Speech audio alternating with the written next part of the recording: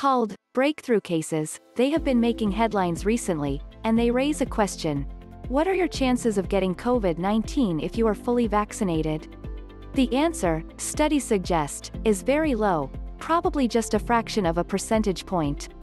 Still, a few breakthrough cases are inevitable, even with highly effective vaccines. You will see breakthrough infections in any vaccination when you're vaccinating literally tens and tens and tens of millions of people. So in some respects, that's not surprising. Anthony Fauci, director of the National Institute of Allergy and Infectious Diseases, said at a March 26 White House COVID-19 briefing.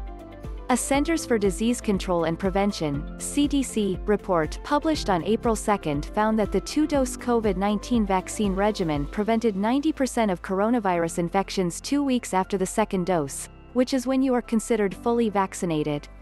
Of the 2,479 vaccinated people in the CDC study, just 3 had confirmed coronavirus infections after they were fully vaccinated.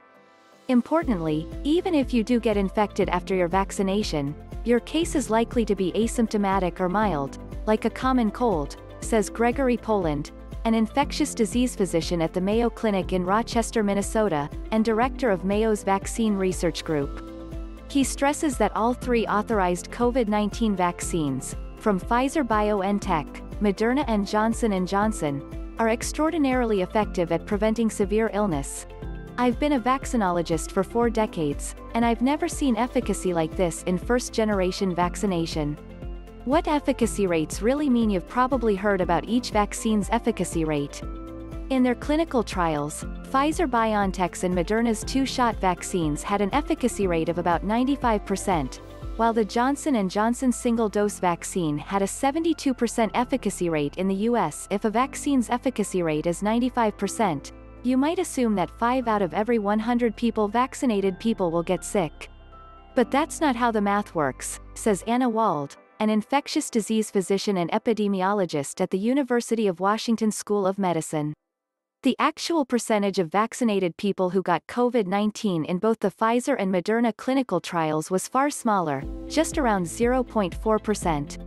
Efficacy is actually calculated by comparing people in a trial who got the vaccine to people who got the placebo, Wald says.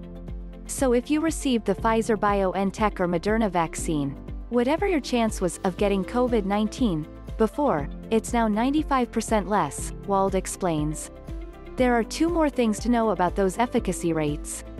First, none of the trial participants who received any of the authorized vaccines died of COVID-19. In other words, when it comes to what's most important, preventing death, the vaccines were 100% effective in the trials.